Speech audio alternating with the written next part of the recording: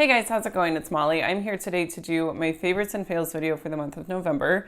If I seem a little off, it's because I am. I don't know what's going on. I feel very low energy and I'm really dizzy. So yeah, I don't really know.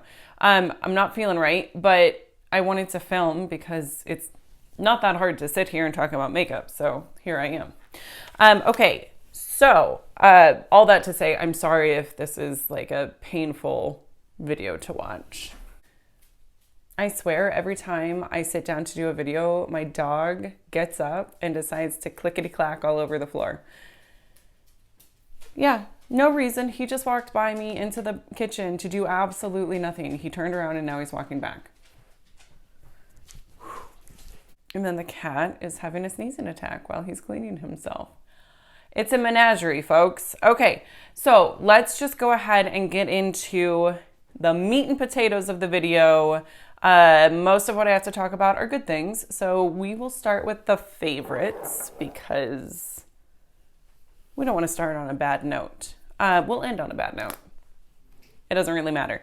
All right, so I recently filmed, I don't know which one's going up first, this or that, but I recently filmed a trying new makeup video where I tried some products from M Cosmetics, and I know that I've only tried these for like less than a week, but sometimes products are so good that you don't have to try them for a long time to know that they're hit products and you love them. These are all that level.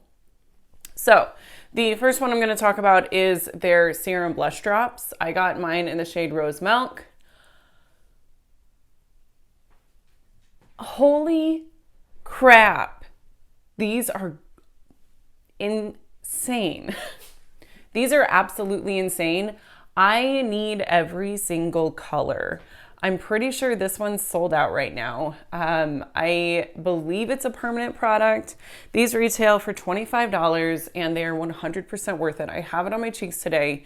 It's a serum blush, so it's very, very liquidy. But what I like about it is that you get this beautiful, subtle, natural flush to the skin.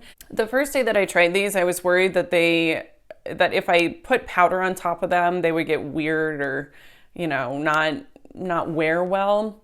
But that's it right now. You can see how liquidy that is. And it definitely doesn't stay super liquidy. You blend it out. Of course, I put a ton on my hand. I put like an entire drop on my hand. So you blend it out, and I just use up my beauty sponge, the Real Technique sponge that I use. I just use that and blend it out. But it definitely stays pretty luminous, and I'm not at all mad about that. But I have found it works for me best if I do put a light layer of setting powder on top of this. So that way it doesn't remain tacky, because that's just a personal preference of mine. I don't really want my cheeks to feel tacky all day. So plus if you touch it when it's tacky, like it transfers and you don't want that. So I personally set mine just with a little bit of setting powder. I've heard that you can use these over powder even and they work just fine. I'm telling you, these are magic. I don't understand how they don't remove your foundation underneath, but they don't. And they're just beautiful. They're great without foundation underneath. They're great on top of foundation. Like I said, I need one of every color. They're so, so good. And they're, relatively affordable. 25 bucks is not that bad. So I'm definitely loving that. Also in this month's BoxyCharm, I did get a product that I personally really love. I know that I was just talking about how liquid lipsticks suck and they're not comfortable. There are some comfortable formulas, and Dose of Colors, man. They know what they're doing. They know how to make a comfortable lip formula, and they've done it. So this, when earlier on in the month, I was using this quite a bit. It's actually, it might be spot on, same color. That's kind of funny. Let's do 2 swatches. That's pretty darn close. So that's Dose of Colors and that's the M Cosmetics. Formula-wise, the M Cosmetics takes the cake, but if I'm wanting something that's long wearing, this one's really good too. Longer wearing. But still dry. So, you know, I don't know. They're both good though. They just do different things. Okay, and then the next thing that I've got is another lip product. I've been using this a lot at night, but then also just during the day. Like once my lip product wears off, a lot of times I don't even bother reapplying. I just reach for this and I'm good. But it's from Trader Joe's. It's called Trader Johan's Lip Balm Virtuoso. It's spearmint flavored. It's got SPF 15. You get a 3-pack for like less than $5, I think. They're great. I've got like one in my kitchen drawer, one by my nightstand, and one in my purse. It's just, it's everywhere. I love putting it on. It's really lightweight, but it's very shiny. And I think that honestly, the spearmint that's in it helps to draw blood to my lips. So it creates kind of a natural flush to my lips. And that's why a lot of times I've been just reaching for this after, like I said, after my lipstick has worn off for the day. Next. Okay, this is a product that came in a BoxyCharm a long time ago. Probably last winter. It's the Cover FX Illuminating Setting Spray. And to be honest, this is something that I, for like a really long time, didn't think I would probably repurchase, but I've kind of fallen in love with it this month. I pulled it in from my Shop My Stash and I just thoroughly enjoy, first of all, the mist. It's the finest mister I've ever experienced. And second of all, the illumination is no joke. Like, you don't look like the Tin Man, you just look healthy and radiant and ethereal, and it's so pretty. That's just the best way to describe it. It's pretty. It's a pretty sparkly bit of magic that goes on your face, and I, for one, really enjoy it. So I would not be surprised at all if I repurchase that at some point in the future. It's been great. In fact, what I usually do is I'll spritz my whole face with this, but then I'll also take like something that is even a little more wet and go over it lightly with that, just because I do like an even like wetter finish, I guess. But this is, I mean, it's great. And it's not even necessary to follow it up with another spray. I'm just a little extra sometimes. That's all. And I'm kind of at a point where I don't want to be without it in my collection. Like, I want this on hand at all times when I'm wanting a more illuminated finish to my face. You be quiet. Charlie's over there one of my dogs is over there growling right now, and he's about to ruin my video, and that's going to be disappointing. Okay, the next product that I'm going to talk about, I recently talked about in a haul video. I purchased this from Sephora back in October. It is the Nest Cocoa Woods perfume. And this is such a unique scent. Like, I've never smelled anything like this before. It's got hints of cocoa, and then there's a floral and this woodsy vibe that just balances everything into this amazing scent.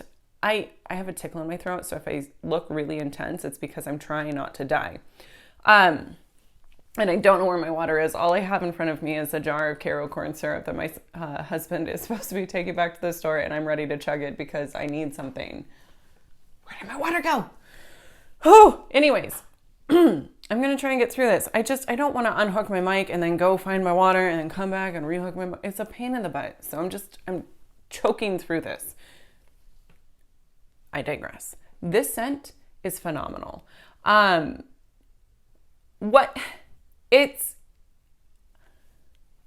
feel like I'm very particular about scents.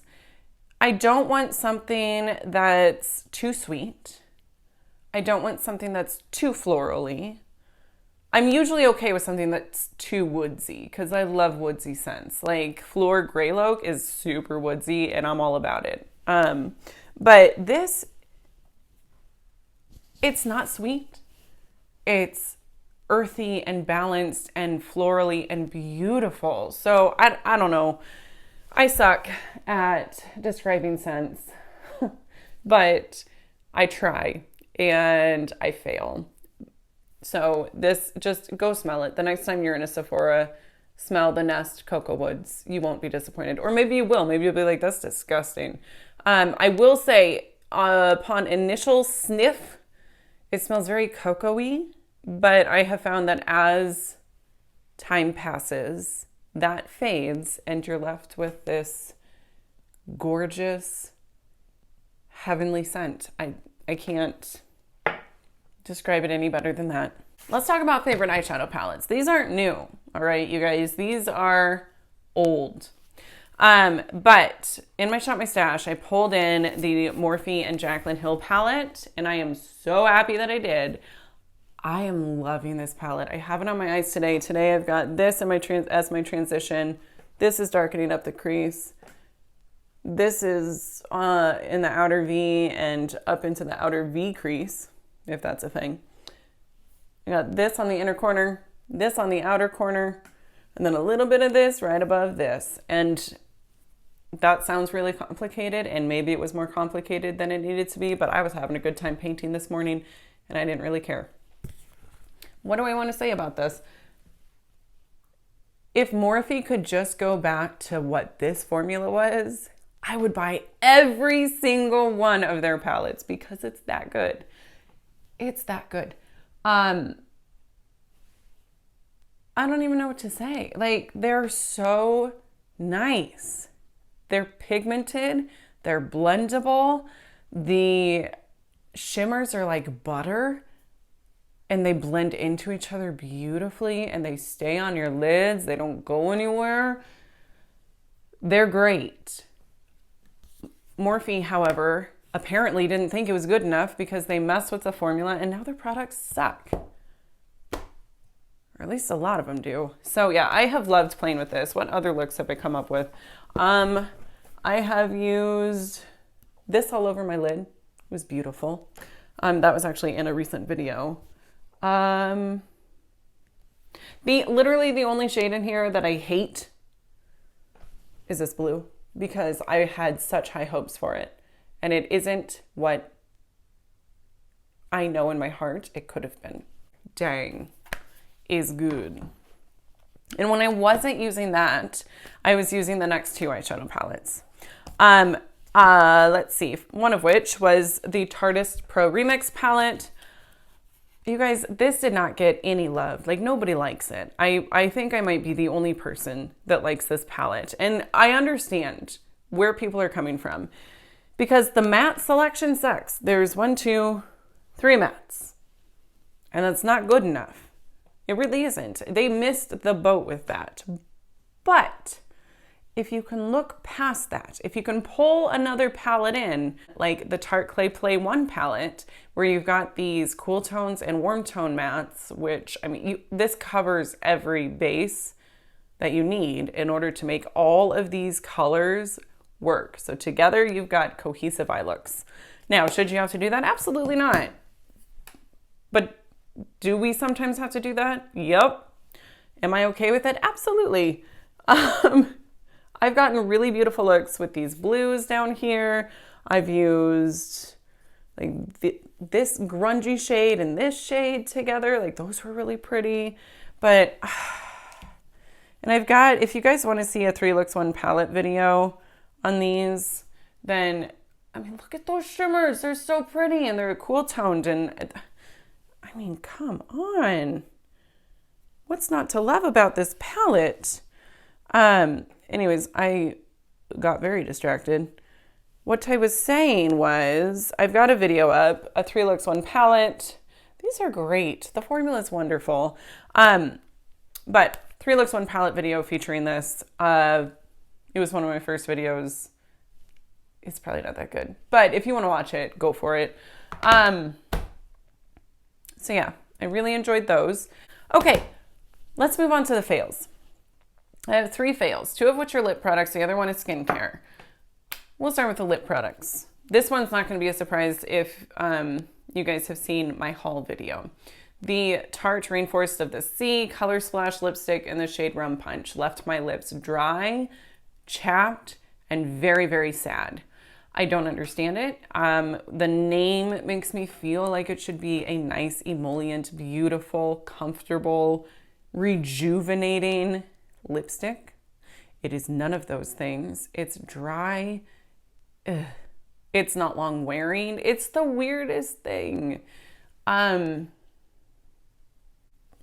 it wasn't what I personally want in a lipstick. I don't really know what else to say about it other than those things. Those are big things. So I'm actually going to take it back, and I feel bad about that. I mean, I think maybe if the shade was something that I didn't have a million times over, I would keep it, but it's just a nude. I bought it because I thought it's my perfect pinky nude. I love the shade. Oh, maybe I will keep it. Dang it. Ugh.